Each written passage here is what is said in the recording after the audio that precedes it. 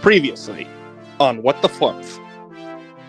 You see a crowd of mostly kobolds and some dragonborn surrounding two halflings. One of the halflings is stood on a sort of soapbox and is proselytizing something to the kobolds. I am a representative of the Xanathar Thieves Guild. He's talking about how after a trial period of working for them, they'll be able to make it possible for kobolds and dragonborn to bypass the ward protecting the city. Alec, you see a building that you spent a lot of time in. It is a bar called the Money Pit. One of your friends, a small yellow kobold named Ramon, was the bartender there and was a good listener as you were making the decision as to whether or not you would be able to stay in Waterdeep, stay at the school. Walking inside, you don't see that yellow kobold that was your friend Ramon.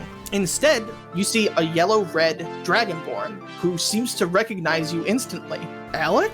Ramon? There's a fucking war going on in the city right now. There it is? Xanathar is at war right now with the Zentarim. The Zentarim are a mercenary group in Waterdeep, founded about 40 years ago by a former Open Lord. They're also known as the Black Network, and they're a mercenary organization. Xanathar is recruiting people in here, and so every once in a while, the Zentarim end up out here. There's fighting, and there's death, and what are we supposed to do about that? I imagine that if we, and then looks at Adelaide, figure out a safe conclusion to this problem, we could make enough money to live here, and I can go back to school. It just doesn't make a whole lot of sense to me. The Black Network has been doing good business.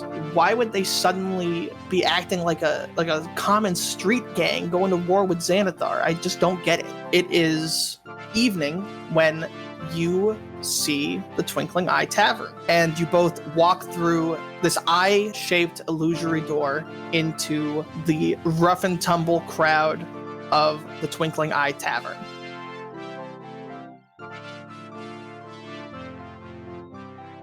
Alec and Adelaide have walked into the Twinkling Eye Tavern, and immediately you see this is a busy place. There are people everywhere. It's a very large bar, maybe 2 to 3 times as big as the bar in Bugler. And it has a second floor as well. There's people of all kinds in the bar, at the tables, eating the specialty gruel, but this gruel, you smell it. There is a wide variety of smells for a place that is only serving one type of food. Can I do an Arcana check to see if this is prestidigitation? Yes, you can. That is 19. Yeah, that's prestidigitation. Whoever is working in the kitchen is making gruel and prestidigitating it to order. That's cool. At the bar, you see a rat folk. Actually, hold on. Ryan, can you introduce yourself?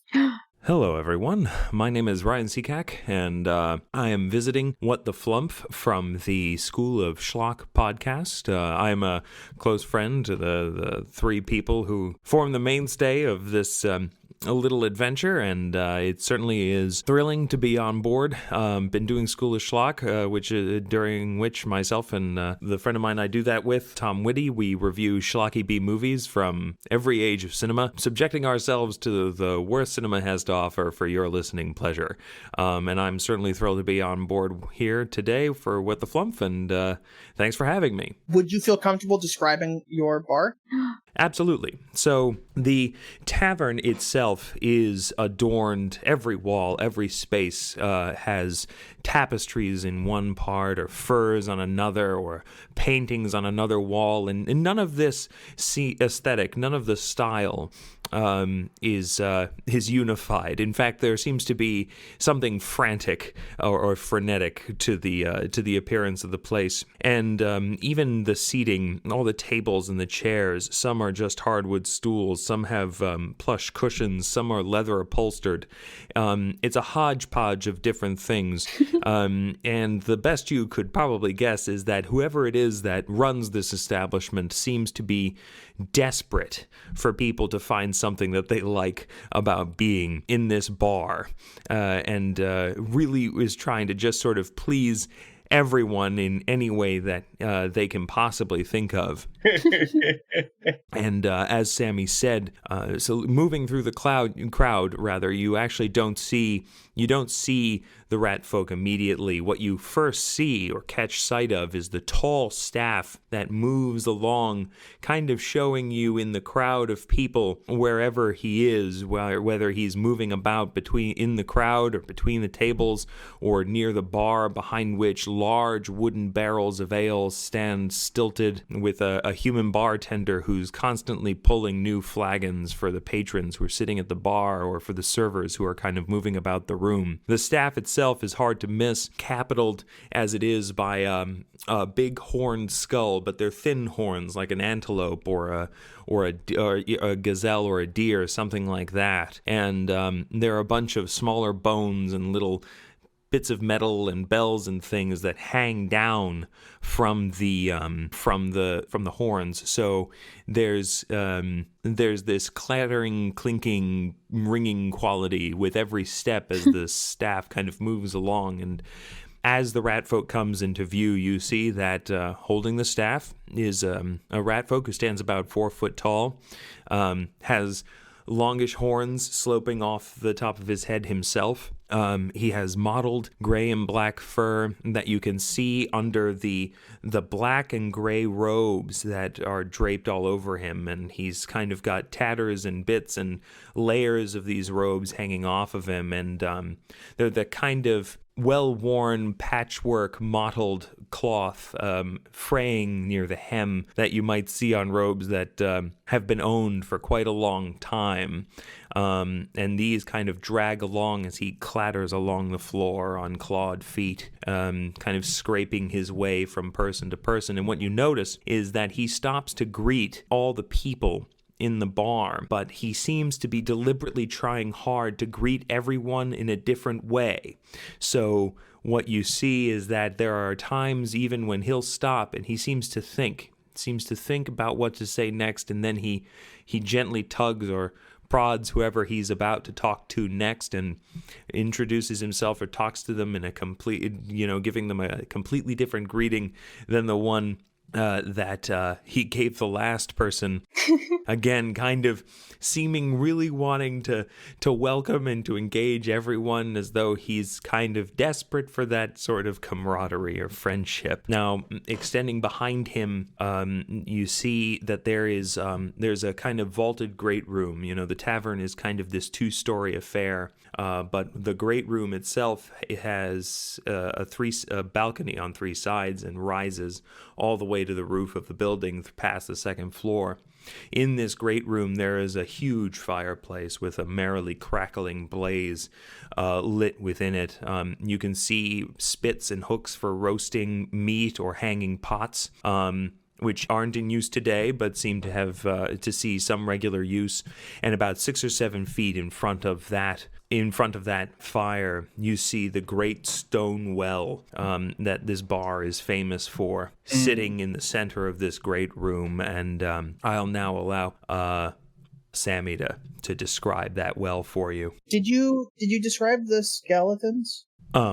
I had not, because I thought maybe we might want to have them roll a perception check to get a clear look at them through the crowd. But we're here now, so we'll go ahead and we'll say that the waitstaff that are walking around are certainly and definably human skeletons rather than humans themselves, and we see that they are they're kind of just walking merrily around between the bar and the tables, moving food and drink throughout the place. There's about 8 or 9 of them, and they are definitely the servers in the establishment.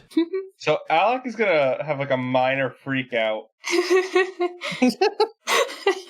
because skeletons almost killed him once upon a time. Alec, are you okay? Is this the fucking Changelings bar? I don't think so. Oh, fuck. No, it's probably not. I'm sure there are a lot of magic people who can make skeletons. Scrit, could you make a perception check? Who? I think neither of us. Oh, I see now. So let me see. That is a 12. 2 people have walked into the door, which caught your attention, but not for long. So you continued greeting other people. And then you notice that one of them is having a panic attack. What are your races again? Can you just remind me? Half orc. And Adelaide's a shifter, but she kind of just looks human, but with pointy ears. Great. So And she's got a little bit of a beard. So Scrit will kind of go scratching quickly across the floor and kind of hurriedly make his way over to the 2 of them, and looking up at them, we'll look at Alec and say, in Orcish, are you quite okay? Yes. And now, this might be a sudden question. Are you a vampire? No, I am not a vampire. Okay. Can you shapeshift? No, I am not capable of that gift, no. Okay, cool. I am Scrit Shatterjaw. This bar is my bar. This is my bar. Yes. That's good to know. Sorry, we've had a bad run-in with a shapeshifter before, and skeletal servants tend to put us on edge. Yeah. I am very sorry. Yes, this is my bar. These are my skeletons. I am not a shapeshifter. No. These skeletons, yes, they are mine. Yes. Ah. It's a nice bar. Yes, thank you. I work very hard to make it inviting. Yes, thank you. Mm-hmm. Yeah, it seems very inviting. Thank you. I am sorry you are off, but please, ale for a friend. And he kind of reaches and stops one of the passing by skeletons, yanks on a femur. Ale for these 2. No charge is for you, for friends, for apology. Yes, go. And the skeleton will kind of go wandering off towards the bar. Are you new to Waterdeep? Yes, are you new? I used to live around here. I'm new. Yes, welcome. Waterdeep is a terrible city, but we do our best, yes. Oh no. That's about accurate. The skeleton comes walking back with 2 flagons of ale. Thank you. Thank you. Yes, for you. Please, enjoy, yes. Yeah, you actually, you've already been very generous, but do you mind if we ask a favor or a question? Yes, please, ask, yes. Do you won't have to know any work to do around here? We had a friend that directed us to your bar and said you had good contacts. An elf by the name of Londi. Oh. We don't like him either. Yes, I know this one. He tells me much about my own culture. I already know. Yes. Please, come. Please, come. And he leads you over to a table in the corner, kind of set away from the others, and there is a skeleton standing in front of it that is sort of distinct from the other ones in that it's wearing a little bit of armor around its midsection.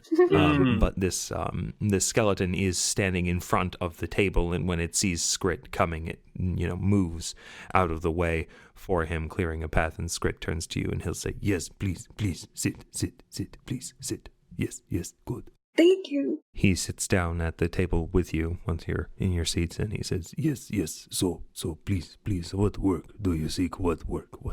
Yes, please, what work? Well, it might not be super prevalent, but I can cast magic, and I'd like to understand that a bit more, but also, while I'm trying to understand it, it would be nice to be able to use my talents. Yes, I appreciate. Yes, I am also practitioner of the arcane arts. Yes. Oh, maybe you could help me with this then. And Alec is gonna start taking off the shirt. Why you do this? Why? I have a thing in my chest. Oh, this is strange. Yes. It's a long story. He looks out at the bar behind him, then turns around and says, Yes, I will look. Yes, I will look. Yes. Alec gestures to the center of his chest. Like a big ol' grapefruit-sized thing. Oh, you've got the necklace. And here's a little reference point. and shows the necklace. And Adelaide, did you give him the shard that you got from the manor as well? Yeah. Yeah. Okay, so can I roll Arcana and Religion? Yeah. Okay, great. So that is a 21 Arcana and a 15 Religion. Cool. So from your Arcana check, you learn a couple of things about this orb. One, it is infused with, well, infused might be the wrong way, but it's sort of like radiating a combination of necromantic magic and transmutation magic. Additionally, your experience in magic allows you to spot with your eyes that there's a sort of swirling going on in... Wait, what is he looking at? Is he looking at the actual orb, or... So I would say that he's looking at the necklace, the artifact that they've given him, but also he's kind of getting the impression that Alec has some kind of liberal boundaries. So he's also getting like really physically close to Alec. Alec did the equivalent of learning someone was a doctor and was like, "Oh, can you check out this rash for me?" And since he's a rat folk, he's kind of doing, he's got the artifact, but he's also doing a lot of, sniffing around, getting really close and prodding at Alec and kind of listening near his chest and poking at him and kind of just doing everything that he can think of or everything that he can to kind of investigate between the necklace and the thing in Alec's chest. You see a very faint swirling going on in the orb that is in his chest. You are essentially only able to really know to even look for it because of sensing there's some necromancy / transmutation stuff going on here. And when you're sniffing, can you make a perception check? Oh, yeah, sure. A perception check, because that went so well the last time. Oh, yep. Yeah, perfect. And that is a 4. Oh, no. He smells kind of ripe. Oh. Right. He stinks. The script will look at him and say, "Oh, you must practice better hygiene, my friend." Well, I was on the road. on the road. Yes, of course, a very likely story. So from holding the bits and pieces of it in your hand, your religion check lets you know that this is like a specific type of crystal that it only grows in certain places where gods have bled. It's called God Bleed Crystal. Where did you find this, my friend? It's at this point that a small raven will come to the table that upon cursory... Well, okay, so it's a big raven, but regardless, a cursory examination of the raven will reveal that this ain't no ordinary raven. You remember when we were saying earlier, our negative interaction with the changeling? They had a big thing of this. Oh. I smashed it with a pot. And in the smashing, it sank into my chest. Yes, I see. Yes. Something important to mention with that description is that it doesn't appear to have actually done any damage to his chest. Like, he doesn't have any cuts from where it is in him. It truly does look as though it sank into him, like throwing a pebble at sand. Yes, I wonder, may I run a small experiment? Will it kill me? No. Then yes. So Scrit will reach into his robes and pull forth a long curved dagger. Oh, God. Are you sure this won't kill me? What are you doing? I just small, I make small experiment, it no hurt. Wait. I make small cut on chest, it no hurt. Oh, okay. So he's going to draw just a small little cut near the wound where the thing entered his chest. What he's interested to see here is if when he makes a small kind of like little scratch with the knife near the stone, the object in his chest, if it will heal up again. He's interested to see if the scratch is going to kind of heal itself. Yeah. Just to clarify, just because of the specific wording you used, he doesn't have a wound where it's in him. Oh, there is no wound. Oh, okay. So I'm gonna backtrack that then, because then he wouldn't do that. He is an aspic. Oh, he's an aspic. Okay, I get it. So, he will look up at you and he'll go, and then he'll look at the raven and he'll go, Is everything okay? I am suspicious. Did you interrupt a ceremony or a ritual or something like that? Yeah. The changeling was trying to become a lich, apparently. But then Alec pushed her out of the way. Lich! Stop. Do not scream. I apologize. The raven, he scream from time to time. I apologize. And he'll sort of bap the raven on the head. He scream, I apologize. Changeling! Silence. He learns words, you see. He's no problem. No. This might be a relevant time to point out something about changelings. Changeling is not a distinct race, and anything can be a changeling That makes sense. by giving the proper offering to Salva. Yeah, I got you. So he'll look at them and say, I believe that you have lich phylactery in chest. What? Part of what? Phylactery? Stop. Oh. What does that mean? Yes, you have part of lich phylactery embedded in chest. Tell me, this changeling, did she die during ritual? We think so. We don't know. The house, Okay, so is part of phylactery. So depending on when in ritual you interrupt and kill changeling, you might have soul of changeling in chest. Yes. whoa.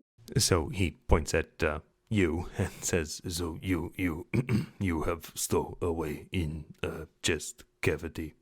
Yes, I can remove for you if you wish. Yes, can remove, and he'll whip out the curved knife again. Don't remove. I'm scared it will kill me. Well, yes, it might. Yes. What is that? Can it just stay in there and be okay? Well, so far he is not dead, so yes, he's fine. But presumably, the lich, someone will come looking. Yes, someone will come looking because the lich, you see, it cannot resurrect itself without the thing in chest. Yes, needs thing in chest. Oh. So. Oh, you also may not wish to speak too much to, and he'll turn over his shoulder and look into the bar, looking around until he picks out a guy near the bar itself. Yes, that man. You will not want to speak to that man. No. What man? This is Devil Star Song. Yes, Devil Star Song. You see, he makes living hunting liches, yes, and stealing from liches. Yes. He will likely kill you for thing in chest. Yes, likely kill you. So do not speak to him. No. Sounds good. Yep. Good to know. Just want to clarify. I'm not a lich, right? No. I'm gonna insight check that. That's a 22. He's pretty sure you're not a lich.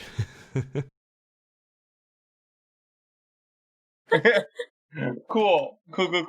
The thing he's not sure about is if the thing in your chest is the phylactery, or if by a twist of fate you maybe are now the phylactery. So. Ooh. Oh, fuck. Yes, so he may not be best person to not speak to him, but there are others of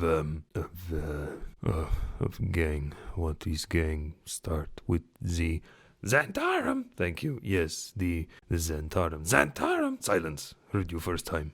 No more. There are other members of Xantarum in bar who may be able to help you. Yes, like this fellow here. Yes.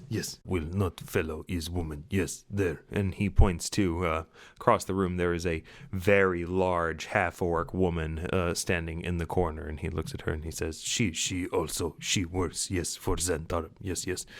She from time to time she helped me with the people who need to be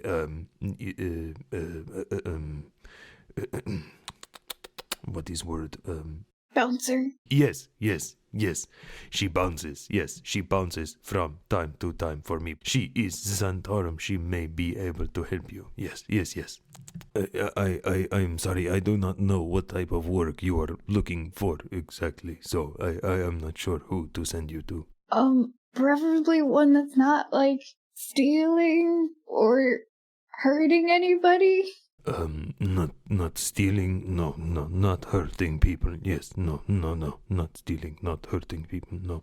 If we're hurting people, they should be bad people. Yeah, like, I'm fine protecting people, or, like, getting rid of, like, raiders or something, but, only if it's for a good reason, and they're, like, bad people. Well, let's see. That man over there, and he kind of gestures to another man sitting at a table. That man is Miloon, and Miloon used to be... Hey, Miloon used to be adventurer. Yes, Miloon, like you. Yes, adventurer, like you. He still have friends, many friends, in the city guard. Yes. And the city guard, they are not hurting people who need not be hurted. No. No, that was not. And he kind of taps his head a little bit and shakes himself. They don't hurt people who should not be hurt if they don't deserve it. Yes, there. City guard. Yes, indeed. Yes. So he also drinks quite heavily and speaks quite liberally. So he may be good for information. Yes. You may speak to him. Yes. You could work here. He holds up his hands and kind of gestures around to the bar. I don't think I'd be super comfortable working with, the bony ones. Yes, I understand. I've never worked in a bar, but if I can't find any other jobs, I would be willing to. Oh, easy. Yes, easy. Yes, you throw ale at those who have already had too much, and eventually they pass out. Yes, they pass out, and then you drag them outside into street. I have a question. Yes, please. Do you wash your cups here? Do I wash the cups? Do I wash? And he kind of looks at his little claws. Do I do myself, you mean? No, like, as an establishment, do you? Oh, no, yes, we wash cups. Yes, the cups are washed, yes. Okay, good. Bone is very clean, yes, very clean. So is very sanitary, yes. Skeleton back in kitchen, he clean all cups, yes. Because I had a friend who didn't, and I didn't know if that was a normal thing for a bar. I was told that clean cups were better, so yes, I clean cups, yes, we do. Yay. Thank you. You both are very, very friendly, and I appreciate. Yes. Thank you. Oh, not a problem. I struggle, yes, from time to time. Yes, I struggle with making friends. May I have thing in chest? What? Yes, I wish to purchase. The thing in my chest? Yes. How much? Wait. How much do you want? Well, this might be a process that kills me. What about the, extra piece? That piece, yes, maybe, yes. The other pieces don't seem to have any lingering magic, although they are the same material. I will want those pieces as well, yes, I think, but the piece in chest is enchanted, yes, that one is important one, that one I would like, yes. Do you have a safe way of getting it out that won't kill me? No! Silence! You are ruining my deal. If I find safe way, yes. If I find one, yes. You sell to me, yes. Maybe when you find one, we'll talk. He will kind of rub his forepaws together. Yes. Good. Yes, I do for you. I find a way. Yes. So who should we talk to, Adelaide? It's about this point in the conversation where y'all hear a familiar voice. Oh. Singing and playing instruments. Oh. It's I have her name written down. Hold on.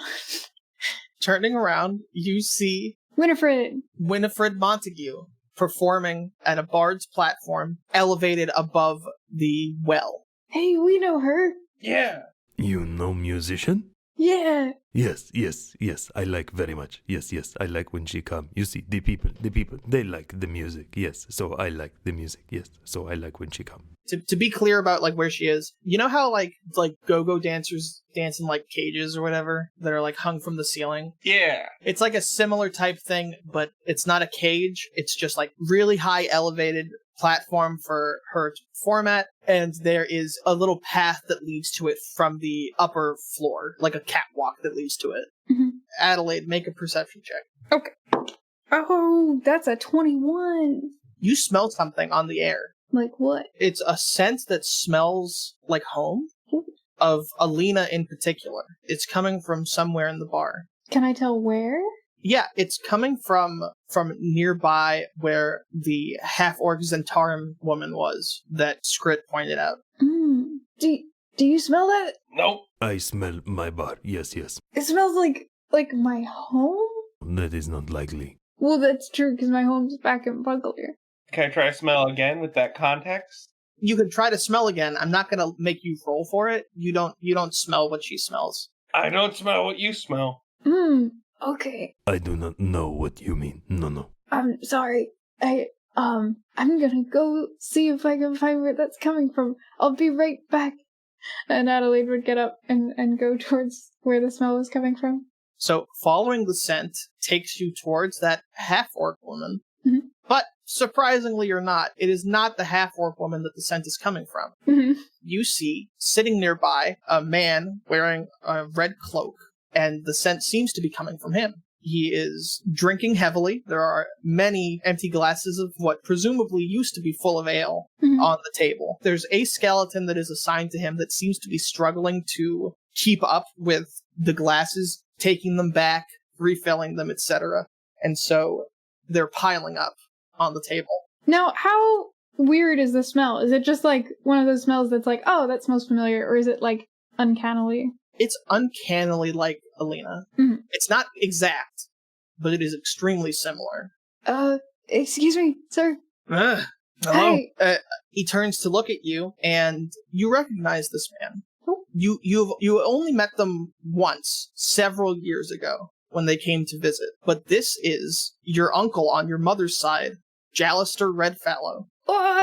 Jallister? Can I help? Yes. Who is? It's me, Adelaide. You're Addie? Yeah. What are you? He yawns. He's pretty out of it. What are you doing here? I'm here looking for jobs and stuff with my friend Alec. Alec? Oh, is that the Silvertide boy? Yeah. Oh my god, I can't believe it. Me too. You're looking. Wait, what? Oh, no, I'm sorry. Red and silver? That's Me too. what? I'm working for the Lord of Waterdeep. Oh, Laryl Silverhand. oh, that's funny. Yeah. What brings you here? Oh, we were. Oh wait, you said, I think. Didn't Yeah, I was looking for people who could maybe point us in the direction of a job. But it's nice to see you. Yeah, it's good to see you too. Would you? What? I didn't know you lived here. Yeah, I mean, not usually. Normally, I'm out and about, doing a lot of traveling. But with the open lord situation, it just made more sense to come back here and help Laryl get a handle on things. Yeah. Yeah. I hope things are doing well. Oh yeah, things are going all right. It's she's having a tough time dealing with the embezzlement. The embezzle? I don't know if I want to know what you're talking about. No, she's not embezzling. Okay. Hell, I'm not gonna work for an embezzler. Okay. Maybe this isn't the best time. That's fair. Where are you staying? I don't quite know yet. We're trying to figure that out. But I will let you know when I figure it out. Yeah. Where are you staying? I'm probably gonna take a nap. Yeah. So if you leave, just put your address in my pocket, and I'll come find you. Wait, where are you staying? 'Cause I'm staying at the Lord's estate. okay, I'll let you go. Rest. But also, do you know of any jobs? He is asleep. Oh no. Okay. You could wake him if you want to ask him. No. She would go back to the table. I smelled my uncle. Weird. Your uncle is here in bar? Yeah. Wonderful. Yes, you see everyone come to Eye Tavern. Yes. Yeah. He's very drunk. He just passed out. I should move him from table. He seems happy. Oh, yes, I am sure he is very comfortable. Yes, but I am very busy. Yes, I need table. Yes. Oh no, I understand. Can everyone make perception checks? Wow. 5. 6. I also got a 6. I am Ooh. gonna stop rolling that d20. Cool. So none of you can hear it over the sound of like the general crowd noises. Oh, wait, my familiar gets a perception check. Oh, yeah. God, I'm so not used to having one. So let's see. That's my bonus. Well, they get their own bonus, but that's probably like a 17 or something. So your raven hears, and I don't know how they would alert you. I guess they could just say. But your raven hears some yelling between Yagra Stonefist, the Zentara mercenary, and an individual that you don't know. And it seems like a bar fight is about to break out. The individual that you don't recognize is yelling at Zagra. You think it's funny to kill my mates? You think it's funny to put us on the ground? We'll put you on the ground next, huh? Won't be so funny then, will it? Oh no. Oh, excuse me, I must handle, yes. And so Skrit will get up and he'll kind of make his way as hurriedly as he can over to the spot of the fight, and he'll kind of use his staff to kind of break through the crowd, knock people out of the way, and he'll get over there as quickly as he can. You get right up to the edge when this man throws a punch at Yagra, clocking her right in the face. And it appears that he was not alone. There are 3 other people dressed similarly to him who also begin fighting Yagra, and a bar fight has broken out between the 5 of them. Skrit will kind of thump his staff into the ground, and all of the skeletons in the bar will literally drop whatever it is they're doing, and including the kind of special skeleton that was by the table, and they'll kind of come in, and Skrit will say, I do not appreciate fights in my bar. And then the skeletons will charge. Will charge?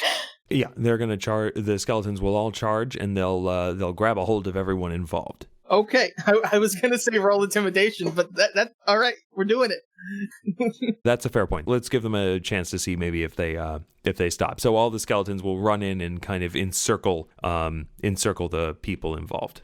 Yeah, so they'll encircle kind of all 5 of the people involved, and I'll try that intimidation check. Yeah, make an intimidation check with advantage. That is a 15. The 4 thugs, they put their hands up, and they slowly begin walking towards the exit, and the main one says back to Yagra again, "You'll see. Yeah, you'll see." To which Yagra responds by quickly reaching out, putting her hand behind his head, and just like sort of slamming him into a nearby table. Hell yeah, Yagra. Are you okay with that? Do we interfere upon seeing that, or? Skrit says nothing. The man, let's see. Yeah, he's still basically fine, but his compatriots crowd around him to like help him stay steady as they leave the bar, and then everyone cheers. Yeah. Thanks, Skrit. I don't like to say it, but I don't think I could have taken on all 4 of them. Good to know you've got my back. He looks up at her and kind of pats her on the leg, which is about as high as he can reach on her, and says, yes, you help me, I help you. Yes, we are friends. Yes, you stay, you drink. Yes, and he'll snap his fingers, and the skeletons will run off for an ale, and he says, yes, you stay, you drink. Yes, sit, you drink. Yes, sit. Swept up in the spirit of triumph in the room, a man stands up and just rips his shirt in two. What? He destroys his own clothing and yells, "I'm gonna dip!" What? And the air of jubilation gets even stronger as people start chanting, "Dip! Dip! Dip! Dip!"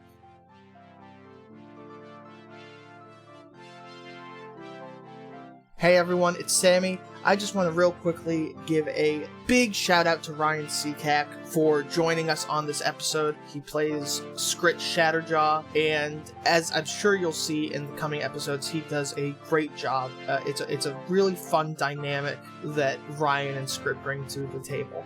Ryan plugged at the beginning of this episode his own podcast, School of Schlock, that he co-hosts with Tom Whitty. And I just want to say, if you haven't listened to it, I definitely recommend it. It is a very fun B-movie commentary podcast where they'll watch a B-movie, a schlock film, a poorly reviewed bomb, anything that really the term schlock could be applied to. I've listened to a number of episodes and it seems like they both really enjoy these movies. There's always a lot to talk about, and it's great fun. It's very funny, it's often informative, and I would definitely recommend giving it a listen if any of what I just said interested you, or if you just want more Seacack, more Ryan Seacack. If you're not getting enough of him on our podcast, you can get over 100 episodes of him on that podcast. So definitely give it a listen. That's the School of Schlock podcast with Ryan Seacack and Tom Whitty. I also wanted to say that this is a very important episode to me, episode 14, because this officially marks the moment where we've been doing this consistently for 6 months. And I just want to give a big thank you to everyone who has helped make that happen. You for listening, Ryan and Devin for guesting on the podcast. Here's to many more half years ahead of us. I hope you're enjoying the show. Have a great day. Here's the rest of What the Flumph. Dip! Dip! Dip! What does that mean? Scrit will look over at the two of you and shout, since he's a little ways away from you. Yes, yes, please, come watch, come watch. He's good, yes, yes, come watch. Okay. Alec goes along. The man makes his way to the well in the center of the room, and some skeletons are fastening him into a pulley system. And it appears that this man is going to ride the bucket down into the well, which he then does. Down he go. Yes, yes, down he go. Down he goes. There's betting happening to all sides. People betting how long will he stay down? What will he come back up with? There's people betting like 2 minutes. He'll last 2 minutes tops. There's people going, I think 4. I think 4 minutes. Would any of you like to get in on the betting?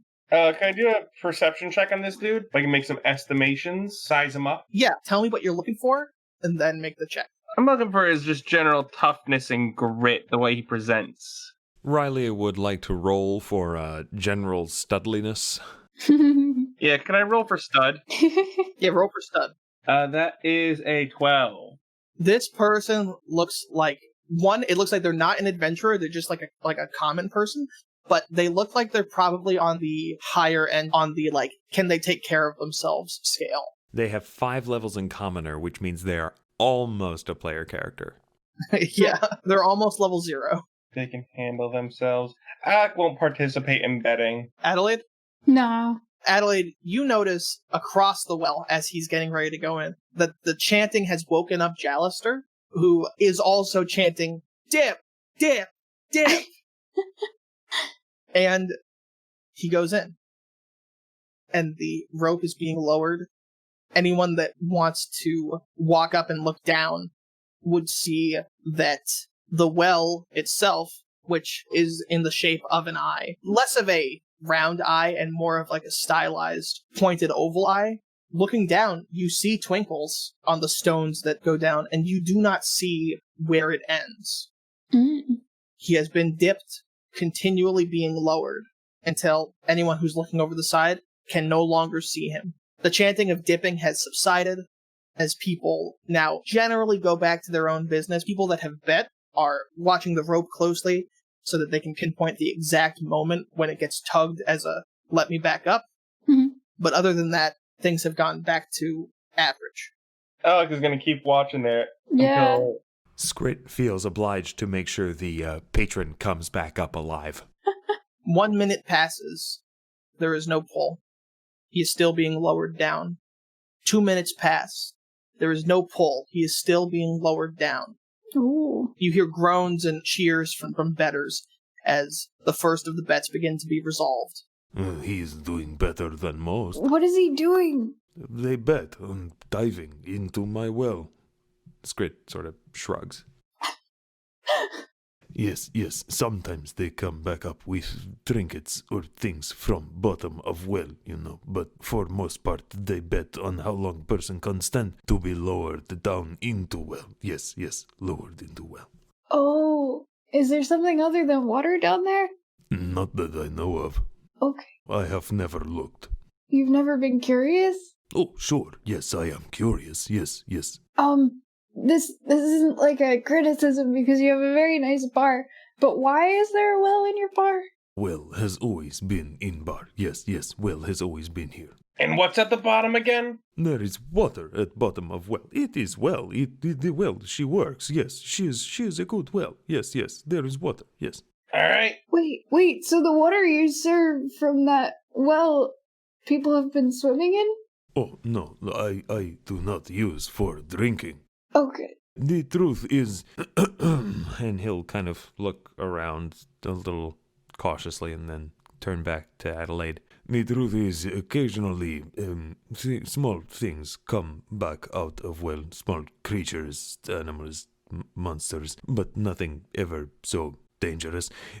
Free drinks, of course, yes, free drinks to those who deal with things that come out of well, yes, free drinks for those that deal with, excuse me, how long has been? 4 minutes. Ooh. No, this is too long. And Scrit will go over to the side of the well and look down. You don't see him. He has gone far enough down that you can no longer see him. No, this is not good. No. As you are looking down, you see a tug. Scrit waves to the skeletons by the rope, signaling them to, start pulling up.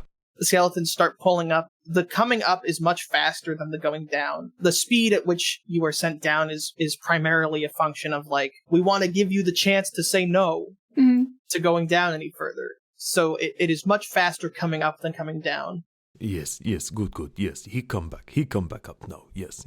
Oh, every now and then, people come. He do quite well. Every now and then, people come back up. They are pursued by monsters, but that is why having all of these people, and he kind of gestures around the great room, who travel like you. Yes, travel like you. And adventure is good, yes, because you all kill monsters for me, or I do myself, yes. Everyone drink and everyone happy is fine, yes.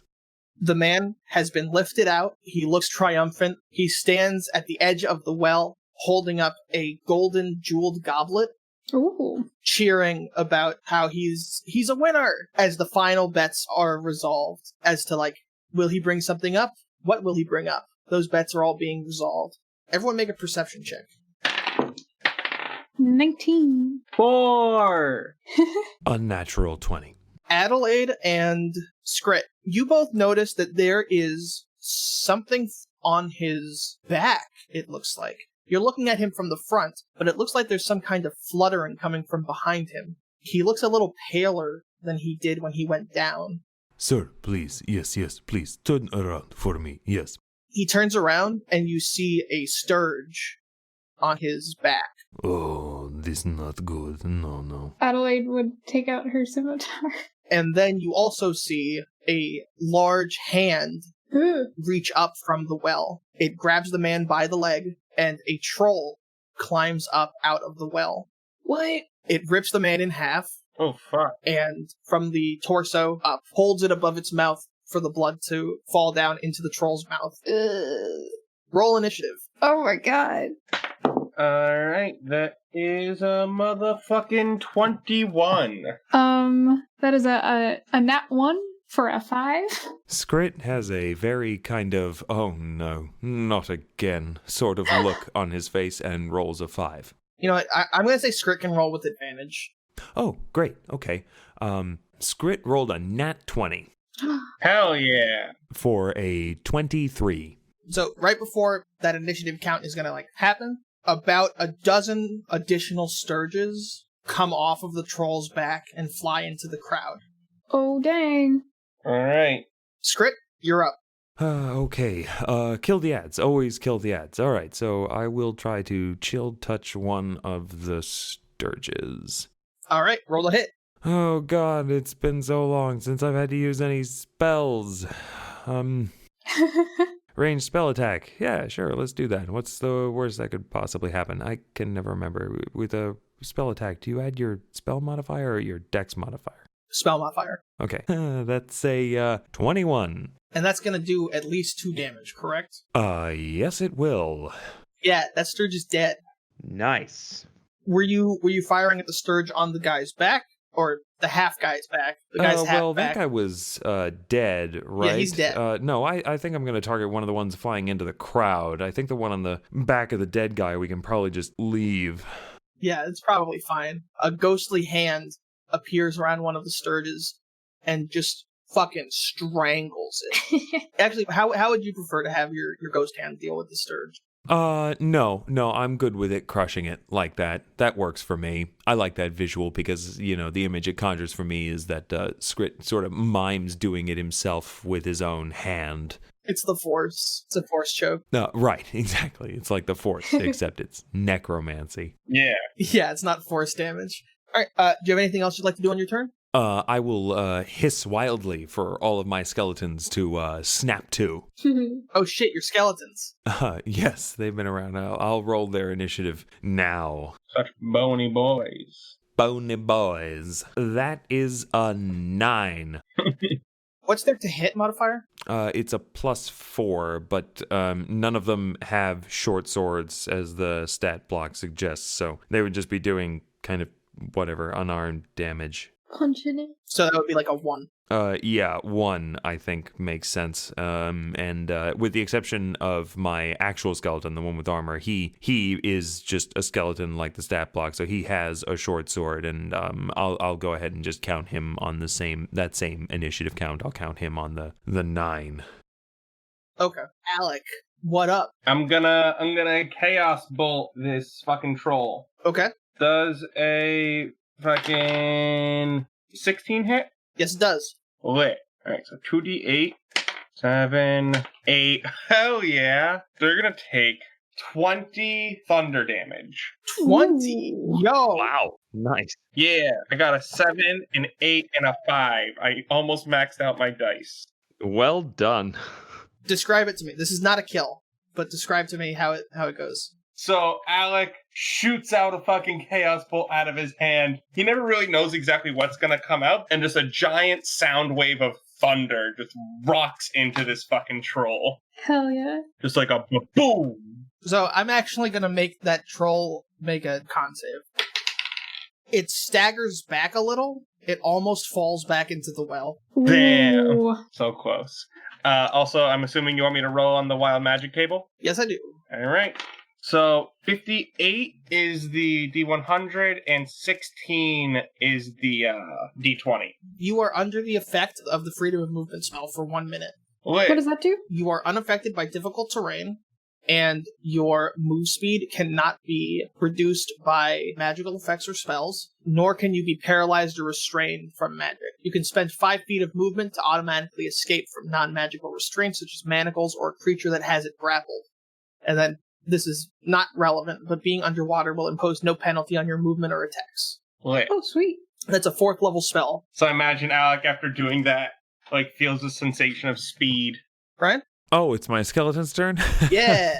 Oh, yeah, right, of course. Okay, we're going to make this nice and easy. They're all going to swarm the troll. They have a +4 to attack, so we're going to assume there's 6 of them plus my skeleton, so 7 total, and they all have a +4 to attack. Like half of the ones that are not your armed one, half of them hit. Great. So that's 3 damage, and then I'm going to roll an actual attack roll for the one that's armed, and, oh boy, I'm going to have to talk to him later. All right, so he rolled a 7. Ooh. Which I'm gonna assume doesn't hit. You hear the clang of metal on stone as he slams his sword into the well. And now it's the troll. Oh no. How much health do each of your skeletons have? Looking like 13.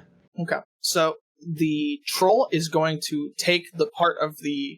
Well, actually, he's holding two halves of a person. So the troll is going to sort of go bowling Oh my god. and use each of those halves as like a club and slam two of your skeletons. Sounds fair. What's the AC? Oh, 13. So two of your skeletons are hit and are going to take... So one of them takes 12 damage and another one is turned into a pile of bones. Got it. And then it's going to use a bite attack against the one that had hit. Alright, it's going to miss that bite attack. Nice. Way to hang in there, skeleton number 5. Everyone make perception, arcana, or history checks. I'm gonna make a perception because I'm proficient. Perception check, I got a 12. 16. I got a 13 on Arcana and a nat 1 on the perception check. So that troll is healing. If you did not know before that trolls regenerate, you know now. I didn't. Yeah, it makes sense that Adelaide would not know that. I think Alec and Script probably would know that without a roll. Yeah. That's probably fair. And then the troll is going to hop off of the top of the well. Next up are the Sturges. Several Sturges are attaching themselves to various people in the crowd. One of them moves to attach to Scrit. And that's a nat fucking 20. Oh. Remember that time we had Ryan guest on the podcast and he was only there for Shut the fuck up. only there for 20 minutes? Yeah, remember how I was involved for like 30 minutes and then died? Yeah, good times. Oh, it rolled minimum damage on that crit. Hell yeah. I feel like my 1d4s never roll high. They're always 1s or 2s, but that was 2 1s. So you're going to take, actually, the average of a single attack. You're going to take 5 piercing damage, Okay. and the Sturge attaches itself to Scrit. I'm Oh, assuming you're a wizard. You'll be fine. You're assuming I'm a wizard? Yeah. Yeah. yeah. Oh, assumptions. Next up is Adelaide. She would take out her scimitar, put her helmet down, and attack the Sturge that attacked Scrit. Okay, make the roll. Hell yeah. 17? You hit. Tell me how you kill this thing. Ooh. Do I have to roll for damage or no? No. Okay. I'm assuming you have at least a 1 modifier to your damage. Yes. Yeah, it doesn't matter then. Okay. I would just stab it. You stab the Sturge, and Scrit, you feel the suction that was beginning suddenly stop as the Sturge and its proboscis both go limp. Thank you. Scrit, you're up. Oh, I'd also like to draw my shield. Oh, yeah, of course. So that's 2. There were 13 Sturges plus the troll, right? Yes. How's the troll look right now? It did get lightning struck in my bar. It did look like it had taken a decent chunk of damage, but it looks like it is sort of shrugging that off now. Got it. Well, okay. I'll help with the troll, I guess. We're going to cast a ray of sickness on the troll, which is going to be a ranged spell attack. The ranged spell attack. We only operate in the most specific of the spell attacks of the ranged variety, and I will thank you for not judging me. What happened, Scrit? Scrit, your voice! You've been French this whole time? Well, it's time you all knew. I am a French rat. He's been hiding his identity. That's a weird thing to do. I have been pretending to be a Russian rat when in fact I am a French rat. Oh, the shame. My parents, what will they think of me? Hiya! Well, yeah, no, that's just not gonna hit. Because that's an 8. It's just What? Yeah, that's just too bad. That's just... Although I guess my familiar can also cast a spell. Oh, my familiar was supposed to have his own initiative count, wasn't he? We'll just say that your familiar's count is the same as yours, unless that's inconvenient. No, that's perfectly convenient. So, the familiar will cast... Well, it can cast any of my cantrips, right? So, the familiar is going to cast Chill Touch on the troll. Does a 19 hit? Yes, it does. Hell yeah. So my Frankenstein raven will caw very loudly, and then a ghostly beak will peck the troll for 4 damage. Peck its eyes out. Alec. I'm gonna give him another chaos bolt. I'm gonna give myself advantage. I just critted. Oh my fucking god. Hell yeah. Well, someone's doing well. Wait, didn't you crit last turn too? No, I maxed damage last turn. Oh my god. So this is 4d8, 2d6. Okay. Dang. So they're gonna take 26 damage. Oof. And the damage is going to be some good old-fashioned cold damage. So Alec, feeling pretty good about that last Chaos Bolt, winds up for another one. Feels like he might fuck up the spell, so he, focuses heavily on the grapefruit deep in his heart. And kind of helps him do that to send out a burst of energy, frozen, icy cold frost that just blasts this dude in the face. And do you want me to roll on that Tide of Chaos? Yeah. That's not fun. Uh-oh. I got 21 and 4. For the next minute, one creature of your choice gets a -2 penalty to its AC attack rolls and damage rolls. Oof. Wow! Sammy. Yeah. I'm gonna pick the troll. Are you sure? I'm pretty sure. Okay. Hell yeah. Oh, is the troll bloodied? Yes. Cool. All right. Skeletons, baby. Whatever you point the majority of your skeletons at, half will hit. The skeletons will stay after the troll. Okay. Rolling down because there's a slightly lower than 50% chance that they hit the troll. I mean, slightly. So that means 2 of them will hit. I'm going to say for flavor reasons that the one that has 1 HP left kind of baps the troll on the nose because its face is right there since it tried to eat it, but it doesn't really do any damage. Yeah. And then you have your main skele guy. My main skele guy who, improved by 1. That's an 8, not a 7, but that still doesn't. Oh boy, my whole team, we're just not. Still doesn't hit. Oh really? An 8 doesn't hit? Yeah, sorry. Even with the -2? Yeah, its AC is not 10. Dang. Well, we don't know that, Sammy. These are the mathematical gymnastics that we all have to do. It's the troll's turn. It looked bloodied. It does not anymore. Ugh. So meta-wise, we know it has roughly 80 health. It's gonna barrel towards Alec. It's gonna prompt opportunity attacks from those skeletons. Is Alec within 5 feet of me? Yeah. If it attacks, I'm going to use my reaction to impose disadvantage with my shield. Ryan, can you roll to attack with your main skeleton? Absolutely. If you would like to make an opportunity attack, that is. I would, but he misses. Ah! That's a 10. I'm gonna have a talk with that shithead. What's he gonna say back? Nothing, which is why Squid likes talking to them. Oh. And so how does your feature work, Maddie? When a creature you can see attacks a target other than you that is within 5 feet of you, you can use your reaction to impose disadvantage on the attack roll. You must be wielding a shield. The troll is going to attack Alec 3 times. You're only going to get to put disadvantage on 1. Oh, okay. So, first attack. Oh. Yeah, that misses. Hell yeah. So it swipes, clangs against your shield, leaving both you and Alec unharmed. The impact reverberating around the troll, it misses its other swing.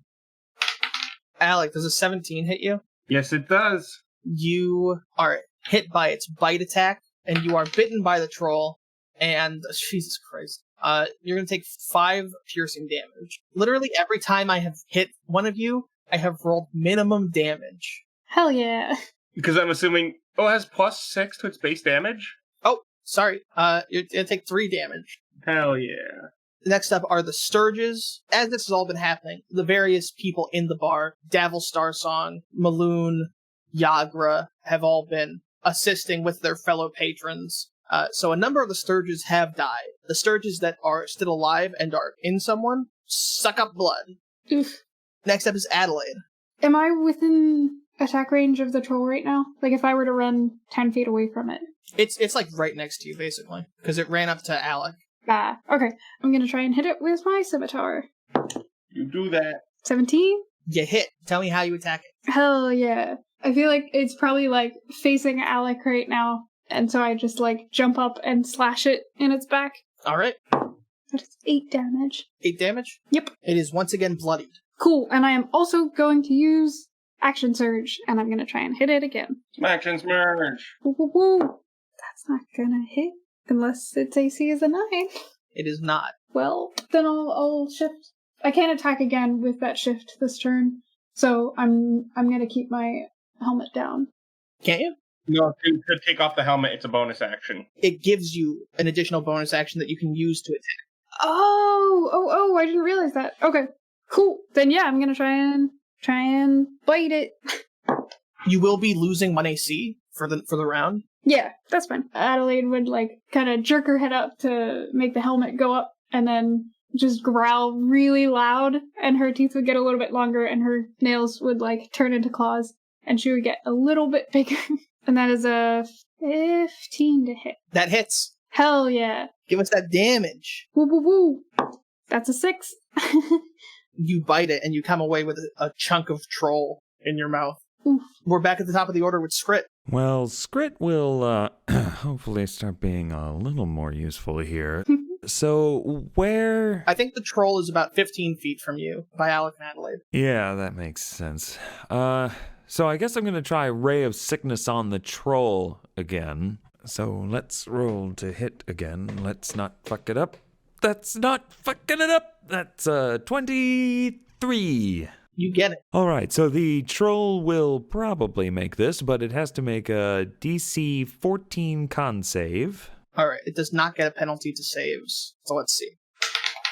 It almost crit fails. Oh, hey, how about that? Hell yeah. Very nearly. It will take 9 damage and is poisoned. Ooh.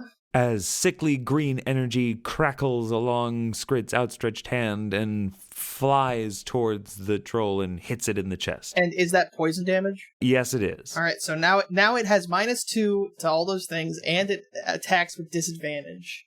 Necromancy is fun. Hell yeah. And my familiar will cast Chill Touch again. That is a 20. So it will take 2 more damage from a ghostly beak beak pecking. All right, Alec, you are face to face with this troll. Great. I'm gonna move away from it. Okay. You're going to prompt an opportunity attack? Yeah. You could disengage. I know, but I want to keep smashing it. Okay. I'm doing fine health-wise. Does a 16 hit? Yes, it does. All right. You're going to take 8 slashing damage. 8 slashing, and that it's minus. That is minus. Alec is bloodied. No. So he's gonna Chaos Bolt that fucker again. All right, you're Chaos Bolting him. And does a 19 hit him? A 19 does hit, yes. Great. So they're gonna take 16 psychic damage. Ooh. Okay. So Alec, once again, takes a hit from the troll. He moves his entire movement back away from the troll, just so you know. 30 feet? Yeah. Okay. And probably crosses through if there is a difficult section of the bar to maneuver through. Yeah. You've moved behind a table. Yeah. And then winds back, shoots out the Chaos Bolt again, notices that he doesn't really see anything go out, but then feels a connection to the troll's brain, and then the troll presumably shrieks in pain. Yeah. All right, skeletons. All right, so once again, the one with 1 HP is going to stand there and be like, I'm helping, but is not helping. So it will take another 2 damage, and then, okay, come on, skeleton. Come on, buddy, you can... Oh, boy, you are making it really hard to justify having resurrected you. So that is a 13? That hits. Oh, my God. Saints alive. It did 7 damage. Oh, wait, that's almost max. Hey, there you go. Finally hit. Finally adding value. The troll collapses to the ground. How about that? Is it dead? Oh, we have to burn it. So, Scrit will walk over to the roaring fireplace. Initiative is not over, Scrit. I'm sorry. It is now the troll's turn. But the troll can't heal because of Chill Touch. That's true. Ha ha ha. I had been forgetting about that aspect of Chill Touch. Ancillary benefits. Yeah, I noticed, so I looked it up. So actually, the troll dies. Oh my Hell god. yeah. Way to go, It starts to turn with Lurker. 0 hit points and does not regenerate, so it has died. Hysterical. The skeleton killed it. And about this time, there's like 2 Sturges left, and they're full, so they leave. Oh. They've gotten the blood they wanted from these turns of combat. They're flying back into the well. Scrit, what the hell is at the bottom of that well? Oh, this well is totally fine. What? It is fine. Everyone is fine. A man got... He looks down at the half of the man next to him. Almost everybody is fine. Is there anyone dead in the bar from the Sturges? No. The adventurers among the patrons did a good job of using the fact that the Sturges were essentially locking themselves down to deal with them and protect the people in the bar. The adventurers, they help and everybody is fine. Drinks for everybody. There's a cheer among the people who feel able enough to do so as they get ready for their free drinks. Adelaide, you notice that your uncle has fallen back asleep. And just then, a man runs into the bar in a panic, sees the troll, sort of hops over it, goes over to the bar. An ale. Do I recognize this person? They're a regular. Oh, okay. Is something the matter? Why you run into bar in... I just saw Floon get taken. What? Floon just got kidnapped in front of the Pukin Aboleth. No. Floon is fine. Where Floon? Who take Floon? Who take Floon? I didn't see. Can I get an ale? Wait, somebody was kidnapped and you want a drink? It was a very stressful event. I mean, shouldn't you be looking for them? I'm sure the watch will take care of it. I don't... Scrit will kind of hunch over and bare his horns and scramble over and thrust his staff under the guy's chin. Who take Floon? I don't know. Describe. Bunch of strong guys? You are not useful to me. Scrit will look at his raven at Lurker. You come with me. He'll look at the bartender. You watch bar. I will go to Aboleth. I will find who take Floon. I'm sorry, Scrit. He pats the man gently on the knee. It is your fault. Yes. Yes. Your fault. Your fault. Your fault. He will then turn and start walking out of the bar. Adelaide would follow him? He looks at the raven and goes, "It's not my fault." Your fault. Alec currently looking at the troll corpse a little bit more. I'm assuming there's like relatively open wounds on the troll after all the fighting. Yeah.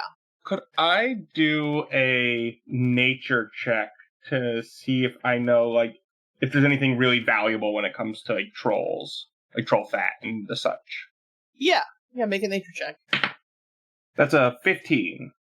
So troll blood is sometimes used as an ingredient in potions. It's an ingredient that gets activated by other ingredients inside the body of the troll. It does like the job that it does in a potion, but after the troll has died, it does not. That's like the most valuable. That's the most valuable part. Scrit! What? Do you have any vials? Yes, empty vials. Can I get like a handful of empty vials for the troll's blood? Yes, this is smart, yes. Well, my mom was a hunter, and sending something home like this might be a good gift. Morgan, Scrit says, turning once again to the bartender. Give him empty jars. Yes, empty jars. I go find Floon. And he pushes open the door with the foot of his staff. Wait, Scrit, do you need help? Who got kidnapped? What? Yes, we'll need help, please. Yes, please, help. Yes. Okay, I'll help you in a moment. I'm gonna go, Alec. I'm gonna join y'all. I'll join y'all in a moment. Okay. We go to Aboleth. Yes. How many vials of troll blood did I get? 6. 6 vials. And while Alec works to gather up that troll blood, Scrit and Adelaide exit the bar to track down the whereabouts of Scrit's friend Floon.